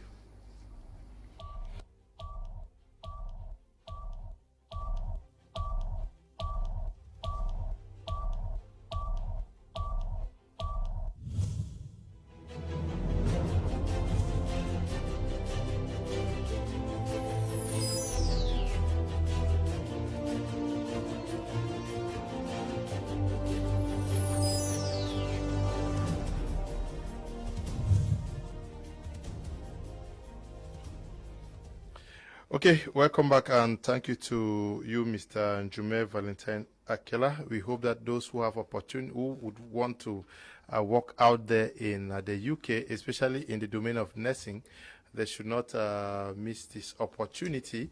And you who is watching and who has other opportunities for people to benefit, feel free to contact us. We'll give you 5 minutes on this program so that you can help the population. That is also our own way to bring development now. We should not only be talking. Okay. And for Ferdinand, you see, finance law is about 3,000 pages. Section for public investment budget is about 400 pages. They have less than 3 days to look at it. They receive it late and more. Only 3 days. You cannot change the date. Is that where the problem is? You have a very huge document to work on for 3 days. I don't think that is where the problem is. I see this as a solution to a problem that was posed by one of the sons of that area, late Atebeine, who wrote a book, The Paradox of the Organizing Country, and I think they were trying to correct that paradox by putting this thing in place. Parliamentarians have nothing to do with it. They cannot change anything there.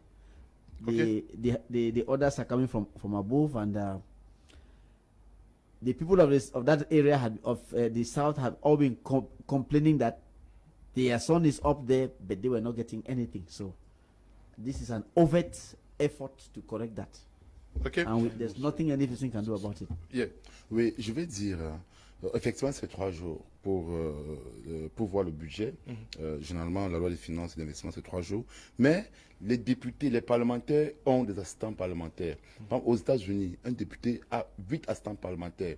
Un sénateur a 40 assistants parlementaires. Donc, en principe, le document des 4000 pages. Non, les assistants parlementaires, quand ils sont là, parce qu'ils ont le budget pour cela, malheureusement, ils utilisent ça pour d'autres fins. Les 8 millions qu'on donne par aux parlementaires, c'est pour ça en fait. Elle sert aussi à ça. Donc un parlementaire devrait avoir en principe 4-5 personnes qui sont à son service. Quand le budget sort de la commission des finances, ils ont la capacité, ce sont les hommes politiques. Ils ont sur un document. Je peux vous dire, ce n'est pas à lui de forcément lire tout le document. C'est un homme politique qui prend les décisions. Ils ont la possibilité que leurs assistants parlementaires peuvent être 3, 4, 5, 6 personnes qui sont des experts chevronnés. Ils étudient le document et leur montrent les failles. Le problème, c'est parce qu'au Cameroun, nos parlementaires, ne sont pas accompagnés. Sob Lazare avec combien de... C'est ça que j'ai envie de dire, que le problème, c'est qu'on ne peut pas progresser le temps. Non, vous avez eu un parlementaire. Monsieur vous ne comprenez pas. Je suis en train de parler de ce qui devrait être fait. Oui. Pas ce qui est fait. Ce qui devrait être fait. Pour dire quoi? Lorsque les assistants parlementaires, quand on est un député, on a des gens qui accompagnent le député. C'est-à-dire qu'ils peuvent être 3, 4, 5, 6, ça dépend. Aux États-Unis, c'est 8 pour les députés, 40 pour les sénateurs. Donc, quand la loi des finances sort, ils ont des gens qui peuvent les aider à éplucher, voir les failles, les informer. Et en tant qu'homme politique, ils doivent donc prendre des décisions de voir s'ils vont faire des amendements, oui ou non, s'ils doivent voter, oui ou non. C'est ça que les questions. C'est pas comme si, quand vous êtes député, vous êtes obligé de lire les 3000 pages, donc vous avez des personnes. Mais seulement au Cameroun, ils ne font pas cela. C'est-à-dire, l'argent qui sert à payer les assistants parlementaires, ils utilisent pour d'autres fins. Okay, ils utilisent pour d'autres fins. We are going to use the last 15 minutes to discuss on our second topic for tonight. I will start with you, Tamai Jarvis. There seemingly has been silence from the political class since the advent of the spiral of killings, a wave of killings from Momo to Santa to Mautu and also to Ndian division. What is not working for our political class? It's a sad page, but I laugh because of the statement I made last time when we had Senior Barrister Ashu on the plateau, where we were talking about the recent U.S. Senate resolution. And when I said it is time for the various political parties, the different leaders to take charge and pick up the steam and come out as one voice and start probing. The only issue is because election is not around the corner, Leonard. That's just simple. Election is not around the corner. We don't have any major election around the corner. We don't have municipal election coming up. We don't have legislative elections coming up. We don't have senatorial elections coming up. We don't have presidential election coming up. All the elections, there's no election this year. That's why they are quiet. And because majority of these parties are there for their pocket. Very few are there for the people. And majority of the party, you see that when it comes to issues that are concerned Anglophone crisis, especially when an election is coming, that is when you will hear their voice, they will be singing loud and clear. But now they are quiet because elections are now around the corner. The reason why I would say that let's not look, the problem of Cameroon is not the issue of political parties. Political parties will never solve Cameroon problem because they are there for their pocket. It has been proven. For example, look at 2018 presidential election. How many of these parties actually went in for coalition when it was badly needed? Few. Look at the municipal elections. How many of them actually participated? Few. Look at the legislative election. The same scenarios keep coming up. Most of them are just there to look at the amount which is being given for political parties. To me, they are quiet because election is not around the corner. When we will have election around the corner, that's where you will see they'll be singing louder. If we had a serious opposition of political parties in Cameroon, Mr. Kum, what will happen? Why is it that since when the U.S. resolution, Senate resolution came up, none of them have actually formed a coalition to say let's write a joint letter to thank the U.S. Senate to at least recognize the need, what we have been crying for in Cameroon, the need for ceasefire. Thank you. None. They are not come as a team. CRM is fighting left and right. SDF is fighting left. Reform Party is there on its own. Kawala Party is there on its own. All of them are fighting up and down. But remember that until we come as a team, then our voice can be louder. But the simple reason is because election is not around the corner, Leonard. Okay. Let me not take much of your time on this. Okay. Senior Barrister, he is raising a question that I was going to ask you, that many persons are talking about a coalition to oust the President of the Republic. Isn't it also time for the entire opposition to come together for a coalition to ask for accountability and an effective end to the killings that are ongoing there? That's the opposition talking in one voice. Thank you, sir. If we had to wait for a coalition, I don't think anything would have taken place in this country. I did mention last time I was here that, as Mr. Jarvis is talking about Resolution 684, that resolution in the two chambers of the American legislature came about as a result of the work of the Coalition for Dialogue and Negotiation, of which I am a member. I am co-chair of the governance committee, Mr. Jarvis. You see, I am not sitting like other politicians in Cameroon. I am working for the peace. You see, coming together to go ask Mr. Biya either to resign or to do whatever. We know who he is. We know how he works. We all know it will have no effect. We have tried for 4 years, and there is no solution. And you look at what we have done, what the CDN has done just within 8 months, has started producing results. Today I saw the letter written by the French parliamentarian, no doubt, to his president, saying you cannot continue to be silent in front of the resolutions from the both houses of American legislature. France should do something. You see, this is showing that it is not from Cameroon here that you can have a solution, because when you have somebody on the other side, you must know who he is, know how he plays, before you know what method to use to tackle him. It doesn't serve any purpose. Look at my friend Mr. Ngepi. Last time they wanted to go down to the streets. What result? I mean, what result did we obtain from CPDM? Nothing.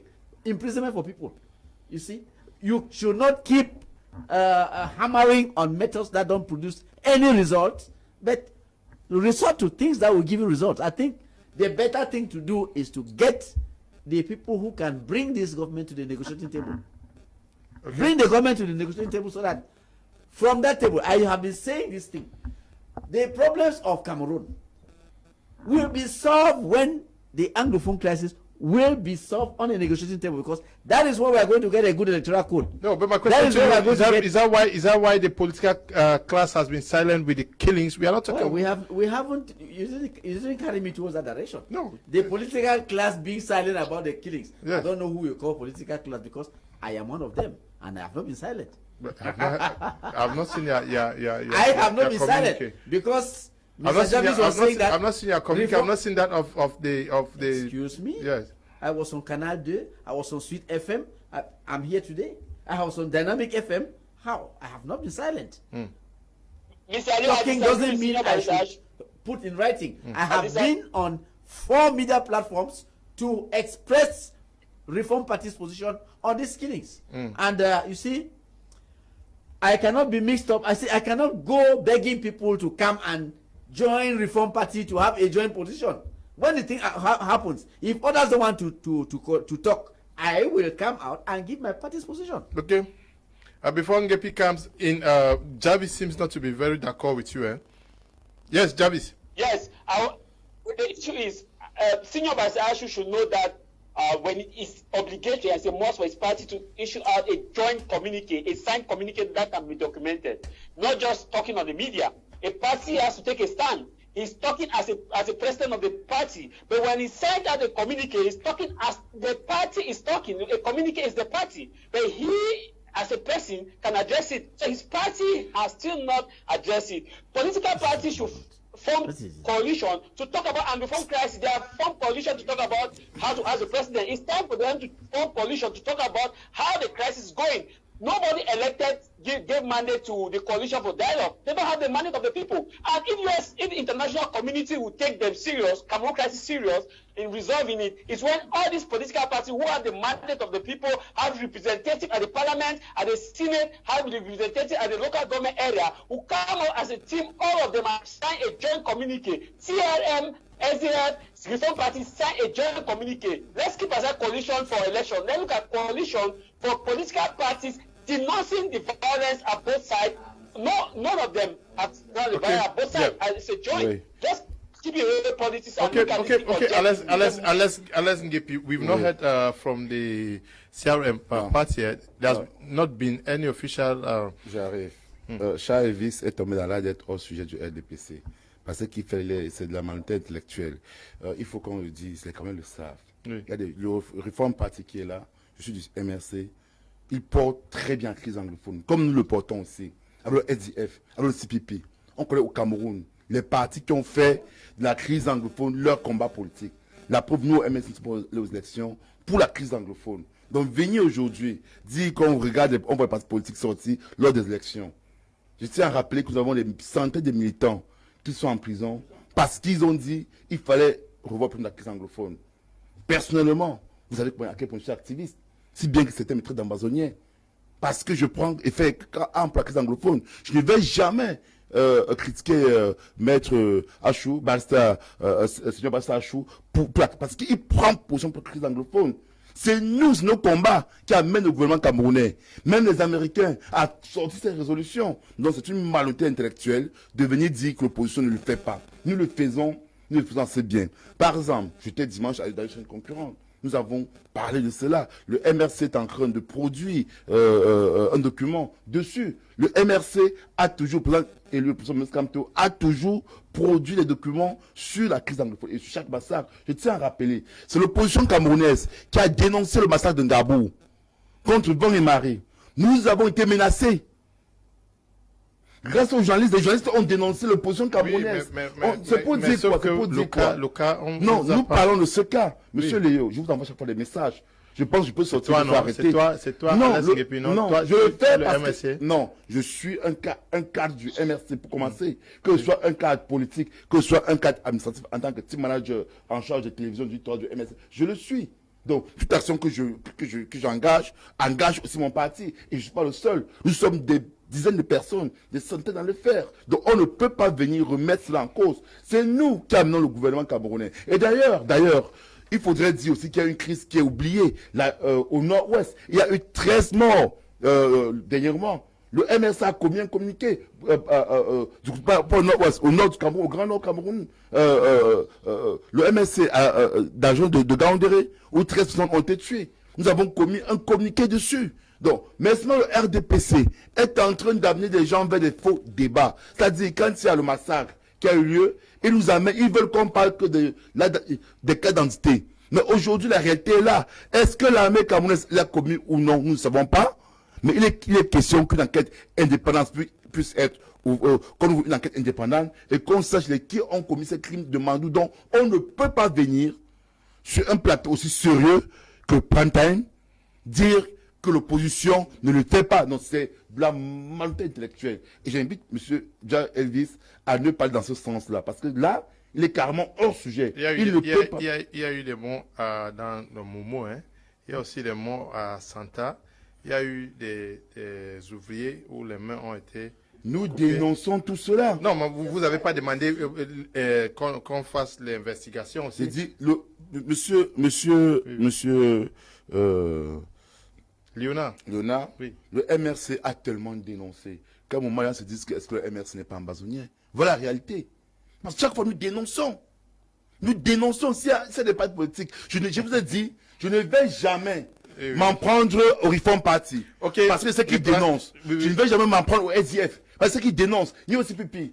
Au Cameroun, on connaît les partis politiques qui ont fait ça leur chemin de bataille. Donc, qu'on soit clair et net. Nous sommes là, nous luttons pour le peuple camerounais, francophone comme anglophone. Nous ne voulons pas de la sécession. Qu'on soit clair, le MRC ne veut pas la sécession. Le MRC demande, a-t-il demandé qu'on s'asseye avec tous les Camerounais et qu'on discute. Que ceux qui sont en prison pour la cause anglophone, que ce soit à Utabé et compagnie, qui puissent être libérés et qu'on discute. Nous avons tout demandé cela. Nous continuons toujours à le faire.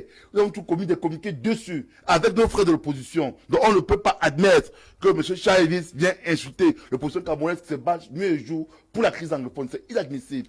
Alex, he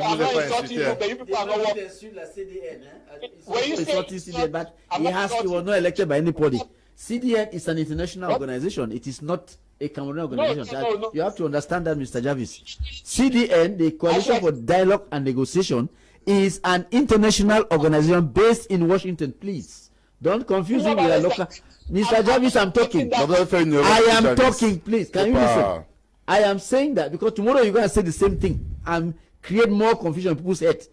The Coalition for Dialogue and Negotiation is not a Cameroonian association. Okay, you made a point. You made a point. You made a point. Yeah, Jarvis, please, very briefly. Yes, what Senior Barrister and Alex they are saying is not true. We saw how the opposition in 2018 were calling for a coalition to ask President Paul Biya. But we have not seen how they are called a coalition to talk about the Anglophone crisis. They should stop deceiving Cameroonians. It's simply because election is not around the corner. For Coalition for Dialogue, we are talking about Cameroonians handling that problem, not Coalition for Dialogue. Reform parties should take the lead. CIM parties should take the lead and come together. SDF, all of them come together and issue a joint memo. You want to ask yourself that since the crisis started with the killings, have you seen a joint memo from the opposition party as a coalition demanding that the situation be brought to a halt? When militants were killed in Momo, how many opposition party came up to denounce that? Let's not play politics. Let's be honest to Cameroonians and tell Cameroonians the truth. Okay. Good evening to all the panelists at the studio. Please, there is one thing we should know. It is our country that our parliamentary are helping to destroy the country because they are there to cut their part of the national cake. How on earth a division can have more problems than a region? Marginalization will never end in the country. Good evening to you. Good evening, Mr. Liu. I love your program. Keep it up. Please, after the program, send me the contacts of the UK healthcare just advertised. I did not get the contacts clearly. Cliff Fofung, writing from Bamenda. Cliff, okay. You have the number there, Cliff. I just sent it to you. This one says, Mr. Liu, please help me with the number of the man who is having a job opportunity in the UK. Okay, I sent it to you too. This one says, okay, please for the number. You got the number already. Mr. Liu, please, let's be factual here. Cameroon does not have a parliament. MPs can and will never dare to question a bill. Raymond is writing from the United Arab Emirates. This one says, good evening, my media prime. I think we have better things to talk about now than this. This is the time for us as Cameroonians to talk or think about a possible solution to peace, to reign in the northwest and southwest regions of our beloved nation. Ernest is writing from Yaoundé. Thank you, Ernest. Many persons are asking for the number of Mr. Njume. Please just ask it on WhatsApp. I'll send it to you through WhatsApp. Please, Mr. Liu, I'm a keen listener to your program. Kindly send me the number of Mr. Njume, the UK nurse who spoke. Okay. Please ask a request for the number on WhatsApp. I'll send you the number, not on SMS. Good evening, Mr. Liu and panelists. I'm enjoying the program. Please keep it up. The program is quite nice. Writing from Limbe. Thank you very much. Eve, writing from Douala, says, hello, Mr. Liu. Please, can I have the number of the UK opportunity? Please, can you request it on WhatsApp? You get it. Good evening, Mr. Liu. Ask Jarvis if these parliamentarians, CBN, go against the hands that fits them. Yes, sir, must be their logo. Henry is writing from Bali. Henry, your message is not too clear. Nko, writing from Buddha. He says, good evening, Mr. Liu. Northwest and Southwest MPs have constructed mansions in Yaoundé and Douala, and those are their new constituencies and localities. MPs and senators are more interested in motions of support. Good evening to you. This one says, if you boycott elections, don't talk about parliamentarians. This one says, Mr. Liu, to the best of my knowledge, most of the people in parliament are hand clappers. Good evening, Mr. Liu. It's silly. Dins Nyoy, writing in Kumba. Courage to your good work. Okay. Good evening to you all in the studio. Mr. Liu, that man is talking what is right. Okay. Hello, Mr. Liu. I like the program. Tell my barrister that I can feel his pain. Ben is writing from Boya. We have to end here, unfortunately, for this edition of the program. We want to say thank you to you, Mr. Ndifo Ferdinand, who provided provided us with most of the documents we have used this evening for this edition of the program. The documents also have served Cameroonians across the globe. They are grateful. Some of them have said I should thank you. And Mr. Ndifo is right here in the studio to give us moral support. He is always a consultant with us. I want to say thank you to you, Senior Barrister, for coming. You're welcome, sir. Merci beaucoup d'être venu. Oui, merci. Et juste continuer à adresser nos condoléances aux victimes de Mado et les victimes du côté de Boko Haram. Dire cette guerre a assez duré. Nous espérons que M. Biapol va prendre conscience et qu'il va écouter les pleurs du peuple camerounais. Qu'on ne se cache pas, M. Biapol n'est pas la solution. Il devrait démissionner et nous devons nous asseoir et trouver des solutions. Pourquoi le professeur Maurice Kamto Non, ce n'est pas le professeur Maurice Kamto qui démissionne. Nous allons nous asseoir avec Maître Achou, avec toutes les autres personnes, discuter d'une solution de sortie de crise. Jarvis, thank you for participating. Thank you, Leonard. Thank you, and a special good evening to Senior Barrister Ashu and Alex Gepi, and of course, all those who took our time to watch us. I want to say that together we always disagree to agree. Anthony Ferdinand is here with us in the studio. Yes, Divo Ferdinand, a special good evening to Divo Ferdinand. Hope to meet you guys next week in person. As we always say, together we stand, divided we fall. Okay. The opposition party formed coalition for 2018. They could still form coalition now to look at the Anglophone crisis and say, let's come together as a people for all Cameroon, cradle of our fathers. Thank you, Desmond. Thank you, Eli. Thank you to the two Desmonds, and to you, Noel, who is at the broadcasting. And to you, Tabi Tambe Bryant, we say stay blessed. Bye-bye.